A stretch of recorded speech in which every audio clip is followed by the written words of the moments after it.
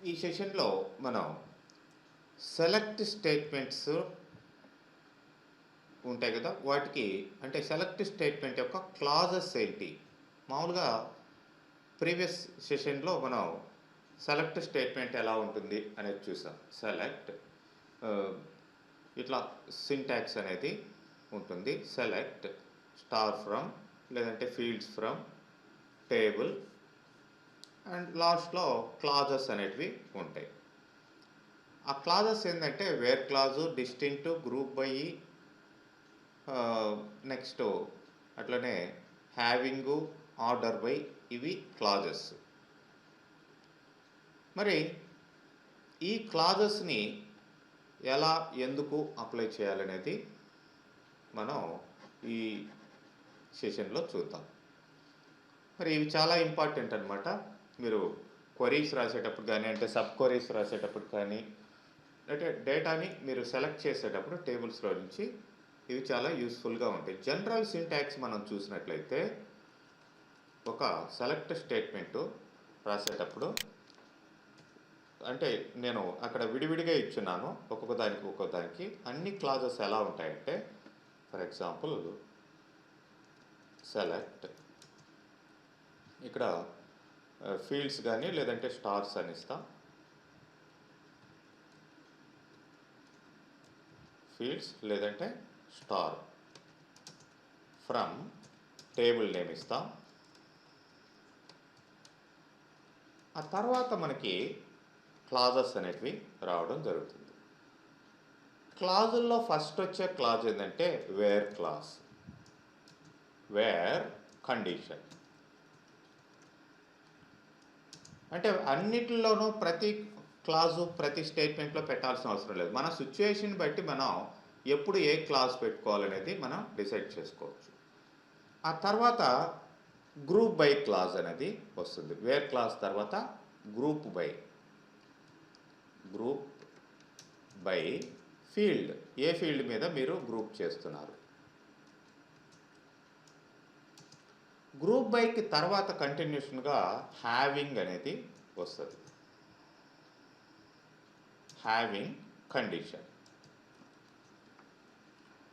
ఆ తర్వాత లాస్ట్లో order by, order by ASC, ascending order లేదంటే డిసెండింగ్ ఆర్డర్. ఇదనమాట ప్రతి సెలెక్ట్ స్టేట్మెంట్కి వచ్చే సీక్వెన్స్. ఫస్ట్ వేర్ రాయాలి.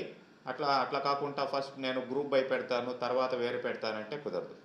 ఫస్ట్ వేర్ ఒకవేళ ఉంటే మీకు అవసరమైతే మీ సిచ్యువేషన్ బట్టి, ఆ తర్వాత గ్రూప్ బై ఉంటుంది, ఆ గ్రూప్ బై తర్వాత హ్యావింగ్ ఉంటుంది, హ్యావింగ్ తర్వాత ఆర్డర్ బై అనే క్లాజు ఉంటుంది.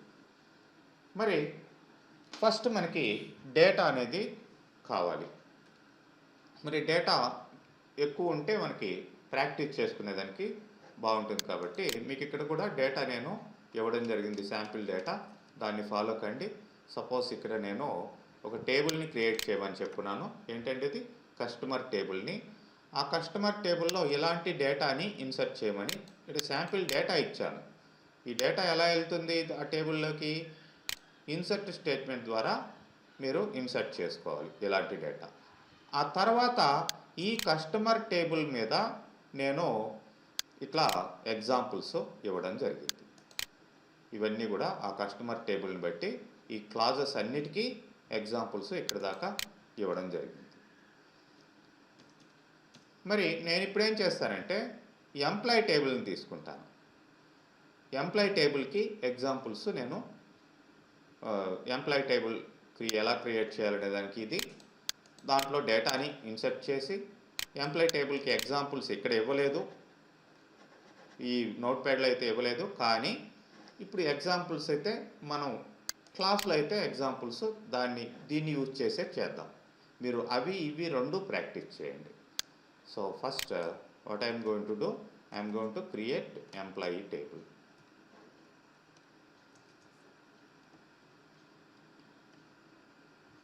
సో టేబుల్ క్రియేట్ అయింది. ఆ తర్వాత అందులో ఇట్లా కొన్ని ఒక 14 రికార్డ్స్ దాకా నేను ఇన్సర్ట్ చేస్తాను. మీరు ఇక్కడ ఉండే డేటానే కాకుండా మీ ఓన్ డేటా కూడా తీసుకొని లైక్ హాస్పిటల్ సిస్టమ్ అనండి, స్కూల్ సిస్టమ్ అనండి, ఏదైనా తీసుకొని మీరు ప్రాక్టీస్ చేయండి.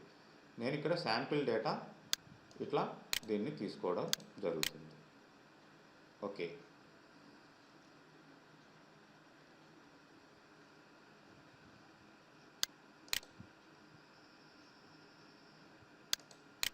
మనకి టోటల్గా అన్ని రికార్డ్స్ ఇన్సర్ట్ అయినాయా లేదా ఇక్కడ చూద్దాం. మరి ఇక్కడ దీన్ని రిఫ్రెష్ చేసినట్లయితే టేబుల్స్ని refresh, yes we got employee table. దీని మీద క్లిక్ చేయండి. డేటా ఏముందో కావాల్సింటే స్ట్రక్చర్ అయితే ఇది ఎంప్లాయీ నెంబరు, ఎంప్లాయీ నేము, జాబు, వాడు ఏం జాబ్ చేస్తున్నాడు. ఎంజీఆర్ అంటే నథింగ్ బట్ వీడికి ఈ ఎంప్లాయీకి ఎవడు మేనేజర్గా ఉన్నాడు. ఎంజీఆర్ అంటే nothing but again employee number, another employee number. ఇక్కడ ఉండే లిస్ట్ ఆఫ్ ఎంప్లాయీస్లోనే వన్ ఆఫ్ ద ఎంప్లాయీ మేనేజర్గా ఉంటాడు, అదే ఎంజీఆర్. ఎంజీఆర్ ఎంప్లాయీ నెంబరు ఒకటే, ఏ ఎంప్లాయీకి ఎవడు మేనేజర్గా ఉన్నాడు అనే దానికి. హైర్ డేట్ అంటే వీడెప్పుడు జాయిన్ అయ్యాడు, అండ్ శాలరీ, కమిషన్, వీడి ఏ డిపార్ట్మెంట్లో ఉన్నాడు. ఇది ఇక్కడ ఉండే స్ట్రక్చర్. మరి దీంట్లో డేటా మనకి 3 సార్లు స్టోర్ అయింది. So what I'm going to do is, అంటే మళ్ళీ ఎగ్జిక్యూట్ చేశాను. ఎక్స్ట్రాగా వచ్చిన యాక్చువల్గా అయితే 14 రికార్డ్సే ఉంటాయి, 2 టైమ్స్ ఎగ్జిక్యూట్ చేశాను కాబట్టి 28 రికార్డ్స్ వచ్చాయి. అంటే డేటా డూప్లికేషన్ జరిగింది ఇక్కడ. వీటినంతా సెలెక్ట్ చేసి నేను రిమూవ్ చేస్తాను. Yes, refresh it, yes. So ఒక్కసారి ఎగ్జిక్యూట్ చేస్తే సరిపోతుంది. ఓకే, ఇప్పుడు ఈ డేటాని యూజ్ చేసుకొని మనం ఇక్కడ సెలెక్ట్ స్టేట్మెంట్స్, ఈ క్లాజెస్ని యూజ్ చేసి ఎట్లా రాయాలి అనేది చూద్దాం. మరి ఇక్కడ వీటిని కావాల్సింటే ఇట్లా అడ్జస్ట్ చేసుకోండి. మీరు మామూలుగా సెలెక్ట్ స్టార్ ఫ్రమ్ ఈఎంపీ అని మామూలుగా ఇచ్చారనుకోండి. ఈఎంపీ కాదు కదా, ఎంప్లాయీ. సో ఆ 14 రికార్డ్స్ ఇక్కడ మీకు కనబడతాయి. ఇక్కడ మనం ఎటువంటి రిస్ట్రిక్షన్ కానీ కండిషన్ కానీ ఏం పెట్టలేదు, మొత్తం డేటా రావడం జరిగింది.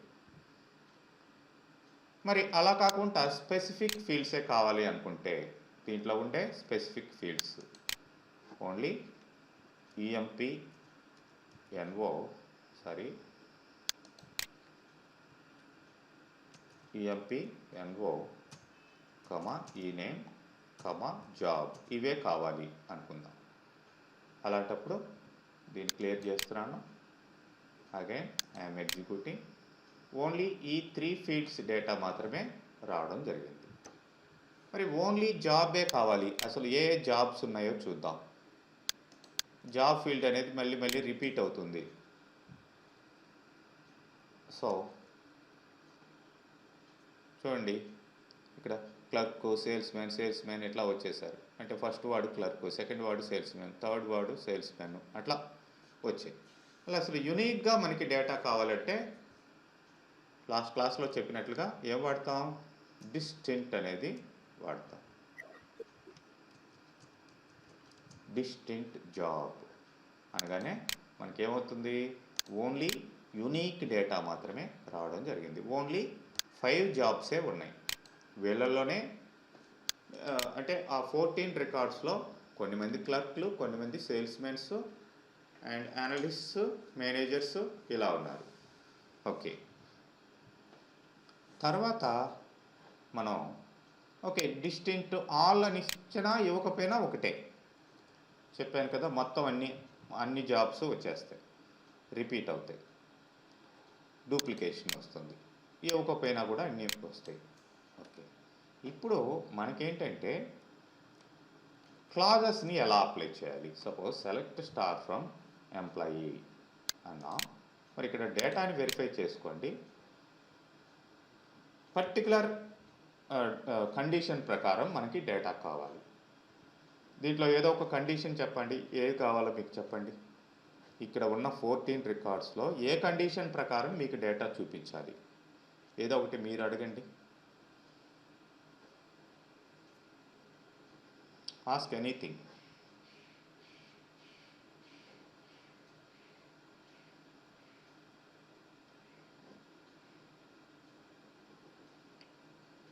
Data is visible, no? So ask me the particular data you want to view using select statement. Okay. ఇక్కడ నేను ఓన్లీ క్లర్క్స్ యొక్క డేటాని చూడాలి అనుకుంటా. సో వేర్ అనేది కండిషనల్గా అన్ని రికార్డ్స్ కాకుండా కండిషనల్గా డేటాని రిట్రైవ్ చేసేదానికి వేర్ క్లాజు యూజ్ అవుతుంది. వేర్ క్లర్క్ అంటే ఏంటి, ఇక్కడ ఆ ఫీల్డ్ నేమ్ ఏంటి, జాబ్. జాబ్ ఈక్వల్ టు అన్న తర్వాత నేను సపోజ్ క్లర్క్ అని ఇస్తాను. కరెక్టే కదా, స్పెల్లింగ్ కరెక్టే. సో F5 ప్రెస్ చేస్తాను. చూడండి, నో రోస్ సెలెక్టెడ్ అని వచ్చింది. ఎందుకు, నేను ఇచ్చిన కండిషన్ కరెక్టు, ఇక్కడ స్టేట్మెంట్లో ఎర్రర్ లేదు, బట్ నో రోస్ సెలెక్టెడ్ అని వచ్చింది. ఎందుకంటే ఇది ఒకటి గుర్తుపెట్టుకోండి, important thing, Oracle is case sensitive in case of డేటాకి మాత్రం. అంటే స్టేట్మెంట్స్ మీరు ఎలా అయినా రాయొచ్చు. క్లర్క్ నేను ఇచ్చింది కరెక్టే, బట్ ఇక్కడికి వెళ్ళి చూడండి, యాక్చువల్గా క్లర్క్ అనేది క్యాపిటల్స్లో ఉంది, అది గుర్తుపెట్టుకోవాలి. నేనేమిచ్చాను, స్మాల్ లెటర్లో ఇచ్చాను, అందువల్ల రాలేదు. స్టేట్మెంట్ ఎలా రాసినా కానీ డేటాకి మాత్రం మీరు కేస్ సెన్సిటివ్నెస్ ఇలా ఇవ్వాలి కంపల్సరీగా. Then only you will get the data. That's it. Semicolon ఇవ్వకపోయినా ప్రాబ్లం లేదా? ఇక్కడ ఇవ్వకపోయినా ప్రాబ్లం ఉండదు. ఇక్కడ అదే చెప్పాను, SQL డెవలపర్లో మామూలుగా అయితే కంపల్సరీగా ఇవ్వాలి, రూల్ అది. ఇక్కడైతే యాక్సెప్ట్ చేస్తుంది. ఓకే. నెక్స్ట్ వచ్చేసి సపోజ్ ఇప్పుడు అడగండి, నేను ఇప్పుడు క్లర్క్లు కావాలనుకున్నాను, నాకు క్లర్క్స్ డేటా వచ్చింది, మీకు ఏ డేటా కావాలి ఇందులో? అనలిస్ట్. అది ఓకే, ఆల్రెడీ క్లర్క్ ప్లేస్లో అనలిస్ట్ అని టైప్ చేస్తే వచ్చేసింది. బట్ అదర్ దాన్ దట్,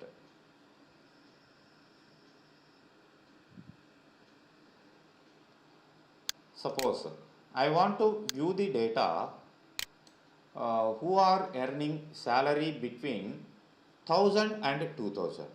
అదండి, 1000కి 2000కి మధ్యలో ఎవరు శాలరీ ఎర్న్ చేస్తున్నారో వాళ్ళ డీటెయిల్స్ కావాలి. ఇవన్నీ క్వరీస్లో సబ్ క్వరీస్ అని చాలా టాపిక్ వచ్చింది తర్వాత. బట్ బేసిక్గా ఇప్పుడు వేర్ కండిషన్ ఎలా వర్క్ అవుతుంది అనే దానికి నేను చూపిస్తున్నాను. Wear salary greater than, and of course ఇక్కడ ఆపరేటర్స్ వాడాల్సి వస్తుంది, రేపు టాపిక్ అది, బట్ నేను ఇక్కడ చూపిస్తాను.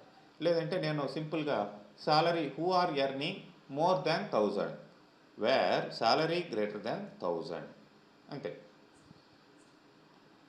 సో ఎవరైతే సాలరీ 1000 కంటే ఎక్కువ ఎర్న్ చేస్తున్నారో మీరు ఇక్కడ గమనించవచ్చు, ఓన్లీ 12 రికార్డ్స్ వచ్చాయి అమాంగ్ 14 రికార్డ్స్. మిగతా ఇద్దరు ఎవరు, వీడొకడు అండ్ వీడొకడు, జేమ్స్ అండ్ స్మిత్. వీళ్ళిద్దరికి మాత్రం 1000కి బిలో ఉంది కాబట్టి వాళ్ళ ఇద్దరి డేటా ఇక్కడ రాలేదు. అట్లా మనం సపోజ్ డిపార్ట్మెంట్ 10లో ఉండే ఎంప్లాయీస్ కావాలి అనుకుందాం, only department 10, where DEPTNO equal to 10. Only 10th డిపార్ట్మెంట్లో ఉండే ఎంప్లాయీసే వస్తారు. ఈ ముగ్గురే 10th డిపార్ట్మెంట్లో ఉన్నారు. ఇట్లా మనం కండిషన్. ఎస్ చెప్పండి. ఇప్పుడు ఎండ్ ఆపరేటర్ కూడా ఇచ్చేయచ్చు రెండు ఎట్ ఏ టైమ్. ఇప్పుడు సాలరీ ఎస్ రెండు వాడచ్చు, బట్ ఆపరేటర్స్ మీకు ఇంకా చెప్పలేదు కదా, రేపు క్లాస్లో వస్తాయి, అందుకని నేను వాటిని ఇంప్లిమెంట్ చేయటం లేదు. ఓకే. అండ్ ఆర్ నాట్ అని లాజికల్ ఆపరేటర్స్ కంప్లీట్గా రేపు సెషన్ వచ్చేసి ఆపరేటర్స్ సెషన్.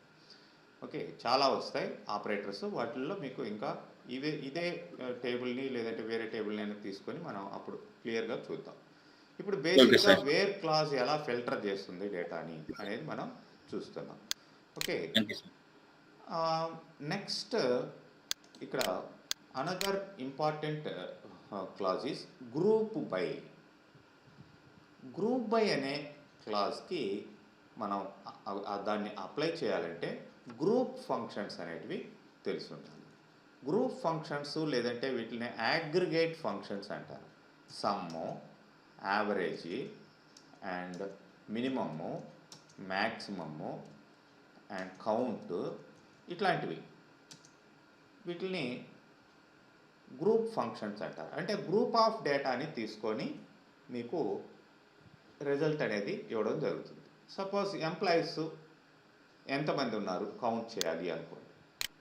సింపుల్గా ఇక్కడ ఏం చేస్తామంటే ఆ ఫంక్షన్ని, ఈ గ్రూప్ ఫంక్షన్ని అప్లై చేస్తాం. కౌంట్,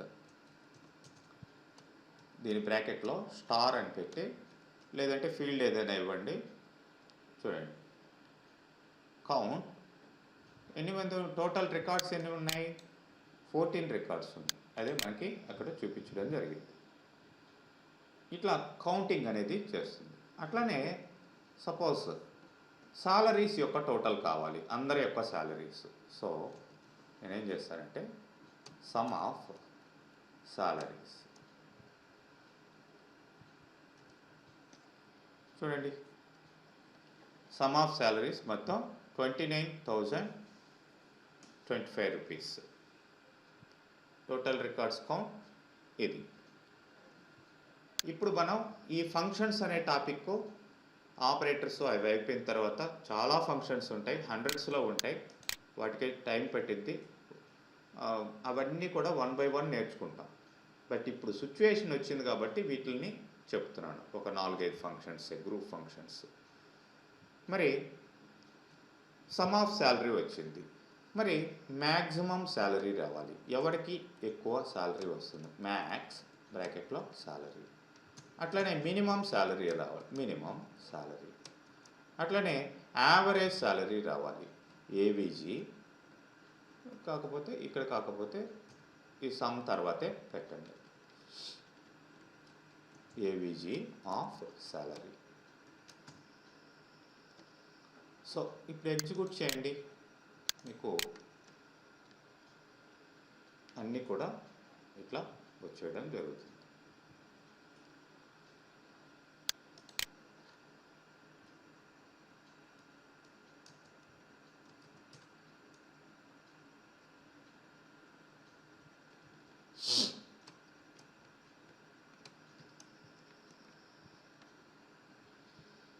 ఇదేంటిది, ఇప్పుడు నేను చూడండి ఇంతకు ముందరైతే ఇలా వచ్చింది. దీనికి అలియాస్ అంటాం. హెడ్డింగ్ మనకి ఇట్లా రాకుండా మనం వచ్చినట్లు మనకు నచ్చినట్లు పెట్టుకోవచ్చు. విత్ ఇన్ కొటేషన్లో నేను ఎట్లా ఇచ్చాను, సమ్ సాలరీస్ లేదంటే సమ్ ఆఫ్ ఎంప్లాయీస్ సాలరీ ఇట్లా ఇచ్చాను. హెడ్డింగ్ మారిపోయింది చూడండి. దీన్ని అలియాస్ అంటాం. అంటే మనకి ఈ ఫంక్షన్ రిజల్ట్ దానికి సంబంధించిన ఇది ఇట్లా అలియాస్ లాగా వస్తుంది. మామూలుగా అయితే అన్నిటికీ పెట్టుకోవచ్చు ఆ విధంగా. చూడండి, హెడ్డింగ్ మనకి నచ్చినట్లుగా పెట్టుకోవచ్చు. స్పేస్ ఇచ్చి మీరు ఆ విధంగా పెట్టుకోవచ్చు. అంటే డిఫాల్ట్గా వచ్చే హెడ్డింగ్ని మీరు చేంజ్ చేసుకోవచ్చు యూజింగ్ అలియాస్. ఇది వీటిని ఏమంటామంటే గ్రూప్ ఫంక్షన్స్ అంటాం. చూడండి, టోటల్ శాలరీ ఇది, యావరేజ్ శాలరీ అంటే దిస్ బై ఎన్ని రికార్డ్స్ ఉన్నాయి, ఇక్కడ 14 రికార్డ్స్ ఉన్నాయి కౌంట్. అప్పుడు యావరేజ్ శాలరీ వచ్చింది. అండ్ మ్యాక్సిమం 5,000 ఎర్నింగ్ ఉన్నాడు, మినిమం 800 ఎర్నింగ్లో ఉన్నాడు. సో ఇది మనకి బేసిక్గా ఈ గ్రూప్ ఫంక్షన్స్ ఎలా యూజ్ చేయాలి అనేదానికి. మరి వీటిల్ని బేస్ చేసుకొని మనం గ్రూప్ బై క్లాజ్ అనేది అప్లై చేస్తాం. ఇప్పుడు నాకు టోటల్ మొత్తం ఇట్లా వచ్చేసిందండి. అలా కాదు, నాకు జాబ్ వైజ్ క్లర్క్లు మొత్తానికి టోటల్ ఎంత అండ్ లైక్ అనలిస్టులు మొత్తానికి టోటల్ ఎంత అట్లా రావాలి. మరి అలాంటప్పుడు ఏం చేస్తామంటే ఇప్పుడు మొత్తం అంతా అందరికీ కలిపి వచ్చేసింది కదా, అలా కాకుండా ఇప్పుడు గ్రూప్ బై క్లాజ్ అనేది అప్లై చేస్తాం. ఇక్కడ నేనేం తీసుకుంటానంటే ఫస్ట్ జాబ్ అనే ఫీల్డ్ని తీసుకుంటాను. జాబ్ కామా ఈ గ్రూప్ ఫంక్షన్స్ అప్లై చేయొచ్చు మనం. ఆ తర్వాత అంటే గ్రూప్ ఫంక్షన్స్ ఉండి ఒక గ్రూప్ ఫీల్డ్ అనేది ఉండాలి, ఆ దాని మీదనే మనం ఇక్కడ గ్రూపింగ్ అనేది చేస్తాం. ఇప్పుడు గ్రూప్ బై దేని మీద మనకి గ్రూప్ కావాలి, జాబ్. సో ఇప్పుడు చూడండి రిజల్ట్ ఇప్పుడు ఎలా వచ్చింది. ఫస్ట్ ఒక గ్రూప్ ఫీల్డ్ తీసుకున్నాం, జాబ్, అది గ్రూప్ బై క్లాజ్ తీసుకున్నాం. ఈ గ్రూప్ బై అనే క్లాజ్ అప్లై చేయకపోతే మనకి ఎలా వచ్చిందో చూడండి. అసలు ఇలా ఇవ్వకూడదు. ఎందుకు, ఇక్కడ జాబ్ అనేది ఒకటి ఇచ్చాము. ఏ జాబ్కి సమ్ ఆఫ్ శాలరీస్ ఇవి? సమ్ ఆఫ్ శాలరీ అంటే ఆ మొత్తం టోటల్ శాలరీ కదా వస్తుంది. యావరేజ్ శాలరీ అంటే అంతటికి కలిపి యావరేజ్ శాలరీ కదా. మరి ఇక్కడ జాబ్ అని ఇచ్చాం. జాబ్ ఫీల్డ్ ఎన్ని జాబ్స్ ఉన్నాయి, ఇక్కడ నెంబర్ ఆఫ్ జాబ్స్ ఉన్నాయి కదా. అక్కడ ఈ గ్రూప్ ఫంక్షన్స్ వాడినప్పుడు ఇట్లాంటి ఫీల్డ్ని వాడకూడదు. Not a single group or group function, ఇట్లా ఎర్రర్ రావడం జరుగుతుంది. ఇట్లా ఫీల్డ్ని జాబ్ వైజు అంటే జాబ్స్ క్లర్క్లు, మేనేజర్ ఇట్లా ఉన్నారు కాబట్టి వాళ్ళ వైజు సపరేట్ చేసి మీకు డేటాని తీసుకురావాలి అంటే ఇక్కడ మనకి కంపల్సరీగా గ్రూప్ స్పేస్ బై ఆ ఫీల్డ్ ఏదైతే సెలెక్ట్ చేసామో ఆ ఫీల్డ్ ఇక్కడ ఉండాలి. Now this is correct. క్లర్క్లు మొత్తానికి సమ్ ఆఫ్ శాలరీ ఇది, వాళ్ళ యావరేజ్ శాలరీ, వాళ్ళలో క్లర్క్లలో మ్యాక్సిమం ఇది, మినిమం ఇది, మొత్తం టోటల్ ఇది, ఇట్లా. మరి ఓకే, జాబ్ వైజ్ ఓకే. ఇంకా దేని వైజ్ ఆ విధంగా మనం తీసుకురావచ్చు? ఇంకేవి రిపీటెడ్ కాలమ్స్ ఏమి లేవు, అన్నీ ఇండివిజువల్గా మనకి మామూలుగా వచ్చినట్టే వస్తాయి. ఇక రిపీటెడ్ కాలమ్స్ అంటే డిపార్ట్మెంట్స్ ఉన్నాయి, 3 డిపార్ట్మెంట్స్ ఉన్నాయి ఇక్కడ 10, 20, 30 అనేది, వాటి మీద తీసుకురావచ్చు. అంటే ఇప్పుడు జాబ్ బదులు మనం ఏమి ఇవ్వచ్చు, DEPTNO. ఇక్కడ కూడా ఏమి ఇవ్వాలి, DEPTNO అనే ఇవ్వాలి. డిపార్ట్మెంట్ల వైజు ఇప్పుడు ఈ సమ్ ఆఫ్ శాలరీస్ ఇవన్నీ కూడా వస్తాయి. చూడండి 30th డిపార్ట్మెంట్కి సమ్ ఆఫ్ శాలరీ ఇది, యావరేజ్ అనేది ఇట్లా పాయింట్స్ ఎక్కువ తీసుకుంది. మనం రెస్ట్రిక్ట్ చేసుకోవచ్చు అనుకుంటే అవి ఫంక్షన్స్ అన్ని తర్వాత వస్తే ఎట్లా చేయాలని, మ్యాక్సిమం శాలరీ ఎంత, మినిమం ఎంత, కౌంట్ ఎంత. 30th డిపార్ట్మెంట్లో ఎక్కువ మంది ఎంప్లాయీస్ ఉన్నారు, 6 ఎంప్లాయీస్, వాళ్ళకి ఇది పరిస్థితి. And 10th department and 20th department. ఇలాగా మనకి ఈ గ్రూప్ బై క్లాజ్ అనేది యూజ్ అవుతుంది. ఏమండి ఇక్కడ 2 ఫీల్డ్స్ మనం పెట్టలేమా అంటే ఎస్, పెట్టుకోవచ్చు. ఫస్ట్ డిపార్ట్మెంట్ తీసుకొని ఆ డిపార్ట్మెంట్ కింద పర్టికులర్ మళ్ళీ జాబ్ని దాని కింద సబ్ అనమాట అది. అంటే సపోజ్ 30th డిపార్ట్మెంట్లో క్లర్క్ల వైజు, అనలిస్టుల వైజు అట్లా. ఇక్కడ కూడా ఏమి ఇవ్వాలి, అప్పుడు group by department number comma job ఇలా ఇస్తే 2 ఫీల్డ్స్ని ఇలా తీసుకుని టోటల్గా 9 rows వచ్చాయి. 10th డిపార్ట్మెంట్లో మేనేజర్స్ మొత్తానికి 8 మంది ఉన్నా, ఆఫ్కోర్స్ ఇక్కడ డేటా తక్కువే ఉంది కాబట్టి ఒకడే ఉన్నాడు అనుకుంటా, ఒక్కడే డేటానే వచ్చింది. అదే అనలిస్టులు చూడండి, ఇక్కడ 2 ఉన్నారు కౌంట్, ఇద్దరికి కలిపి సమ్ ఆఫ్ శాలరీ ఇది, యావరేజ్ ఇది, మ్యాక్సిమం మినిమం ఇద్దరికి కూడా 3000 ఉంది కాబట్టి సేమ్ అదే వచ్చింది. ఇట్లా కూడా మనం ఈ గ్రూప్ బై క్లాజ్ని వాడుకోవచ్చు. మరి నెక్స్ట్ క్లాజ్ మనకి హ్యావింగ్ అనేది ఉంటుంది. హ్యావింగ్ అనే క్లాజు మీకు గ్రూప్కి కండిషన్ పెడుతుందండి. మామూలుగా వేర్ కండిషన్ పెడుతున్నాం కదా, వేర్ కండిషన్ దేనికి పెడుతున్నాం? ఏ అన్ని రోస్ రాకుండా మనకి ఏ పర్టికులర్ రోస్ రావాలో వాటినే తీసుకునేదానికి వేర్ కండిషన్ పెడుతున్నాం. హ్యావింగ్ అనేది మాత్రం గ్రూప్కి కండిషన్ పెడుతుంది. ఏ గ్రూప్ రావాలి, ఏ గ్రూప్ వద్దు. ఇప్పుడు ఇక్కడ అన్ని గ్రూప్స్ వచ్చాయి, కొన్ని గ్రూప్స్ వద్దు అనుకుందాం. అట్లాంటప్పుడు గ్రూప్ బై తర్వాత లాస్ట్లో మనం చివరన ఇక్కడ సరిపోకపోతే నెక్స్ట్ లైన్లో కూడా టైప్ చేయొచ్చు. ఇప్పుడు నేను హ్యావింగ్ అంటే హ్యావింగ్ అనేది ఇది గుర్తుపెట్టుకోండి, without group by we can't use having. Group by clause ఉంటేనే, గ్రూప్ బై తర్వాతనే హ్యావింగ్ అనేది ఇవ్వాలి. ఎందుకంటే ఇది గ్రూప్కి కండిషన్ పెడుతుంది. So what I'm going to do is, నాకు ఓన్లీ 10th డిపార్ట్మెంట్లో ఉండేవాళ్ళే కావాలండి, మిగతా వాళ్ళు వద్దండి. ఇక్కడ 20-30 వాళ్ళు కూడా వచ్చారు. హ్యావింగ్ DEPTNO ఈక్వల్ టు 10 అని ఇస్తాను. Now see the result. Only 10th డిపార్ట్మెంట్లో ఉండేవాళ్ళ ఒక ఈ గ్రూపింగ్ అనేది గ్రూప్ చేసి క్యాల్కులేట్ చేసి రావడం జరిగింది. లైక్ నేను ఇక్కడ ఇది డిపార్ట్మెంట్ తీసేస్తాను, ఓన్లీ జాబే తీసుకుంటాను. ఇక్కడ కూడా డిపార్ట్మెంట్ తీసేస్తాను, ఓన్లీ జాబే తీసుకుంటాను. అండ్ హ్యావింగ్ జాబ్ నాకు అందరూ వద్దండి, క్లర్క్లు తప్ప మిగతా వాళ్ళందరూ రావాలి. ఇప్పుడు మామూలుగా అయితే ఏమొస్తుంది, పైదాని ప్రకారం అందరూ వచ్చేస్తారు ఇట్లా. ఓకే, నాకేంటంటే వీడు వద్దు, మిగతా వాళ్ళందరూ రావాలి. సో ఇప్పుడు గ్రూప్ బై తర్వాత having job not equal to అనేది ఇలా పెడతాం, relational operator less than greater than, లేదంటే ఇలా కూడా పెట్టచ్చు.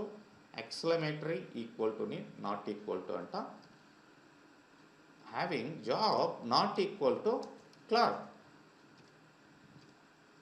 ఎస్, చూడండి, క్లర్క్ డేటా రాలేదు, మిగతా వాళ్ళందరి డేటా రావడం జరిగింది. ఇట్లా మనం గ్రూప్కి కండిషన్ పెట్టేదానికి హ్యావింగ్ అనేదాన్ని వాడతామండి. ఓకే, అయితే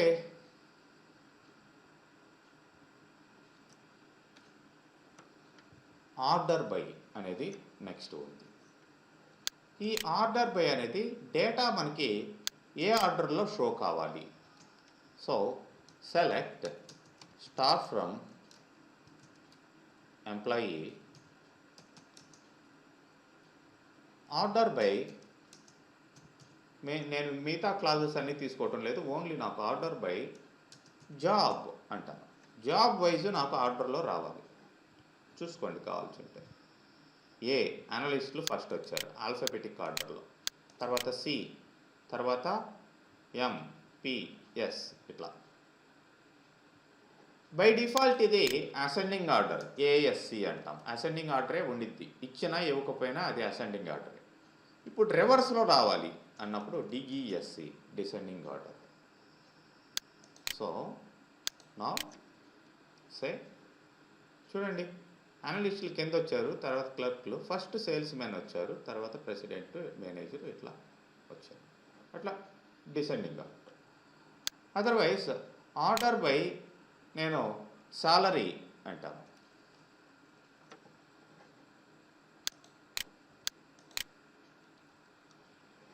ఇప్పుడు చూడండి, లోయెస్ట్ శాలరీ నుంచి హైయెస్ట్ శాలరీ వరకు ఇలా వస్తుంది.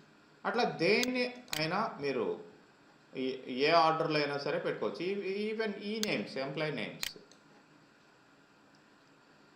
లేదంటే నేను like first job wise order by job comma ఈ నేమ్ అంటే ఫస్ట్ ప్రిఫరెన్స్ జాబ్కి, ఆ తర్వాత ఆ జాబ్లో మళ్ళీ ఆర్డర్.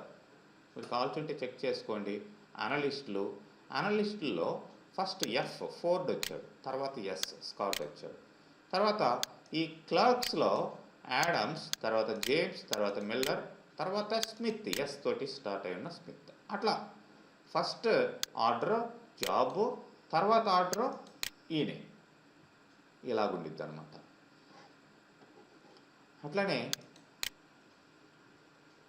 మనం దీన్ని డిసెండింగ్ ఆర్డర్, అసెండింగ్ ఆర్డర్ ఎట్లయినా పెట్టుకోవచ్చు. ఏమండి నాకు అన్ని క్లాజెస్ ఒకే స్టేట్మెంట్లో రావాలి అని అనుకుంటే అలాంటప్పుడు మనం సింగిల్ స్టేట్మెంట్లో సంథింగ్ నేను ఇట్లా రాస్తున్నాను, సెలెక్ట్ సమ్ ఆఫ్ సాలరీ, సరే ఫస్ట్ జాబ్ తీసుకుందాం, job comma sum of salary from employee. ఇప్పుడు ఫస్ట్ వేర్ క్లాస్ తోటి స్టార్ట్ చేస్తున్నాను. వేర్ ఇక్కడ నాకు like where DEPT NO not equal to 10 అంటాను. 10th డిపార్ట్మెంట్ వద్దు, ఒక కండిషన్ అయిపోయింది. తర్వాత గ్రూప్ బై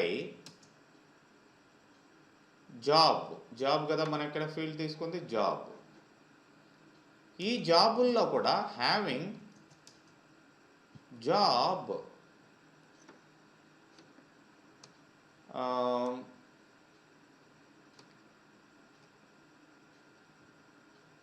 నాట్ ఈక్వల్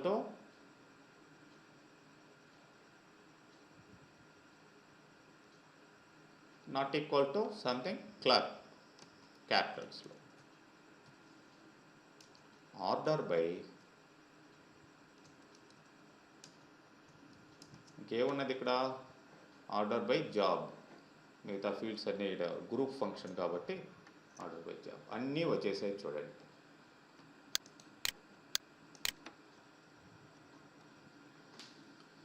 మనకి ఫస్ట్ కండిషన్ డిపార్ట్మెంట్ నెంబర్ 10 అనేది తీసుకోలేదు ఇక్కడ ఈ సమ్ చేసేటప్పుడు కానీ దేని కానీ.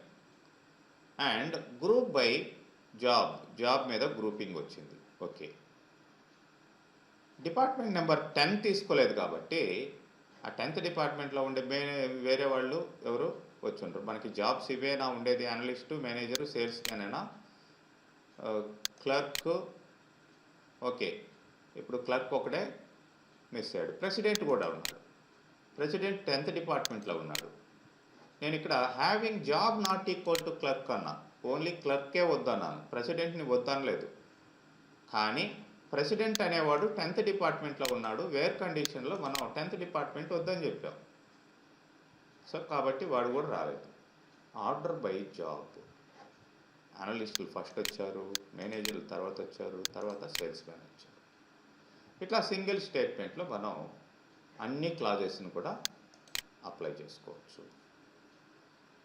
ఓకే, ఇలాగా మనకి డిఫరెంట్ క్లాజెస్ అనేటివి ఉంటాయి. వీటిలన్నిటిని కూడా తర్వాత ఇంకా కూడా వేరే క్లాజెస్ అన్నీ వస్తాయి మీకు. వాటిని మెయిన్గా ఇవి వాడతాం. వాటిని ఎప్పుడు ఎక్కడ ఏ సిచ్యువేషన్లో వాడాలి అనేది సిచ్యువేషన్ బట్టి టాపిక్ వైజ్ మీకు రావడం జరుగుతుంది.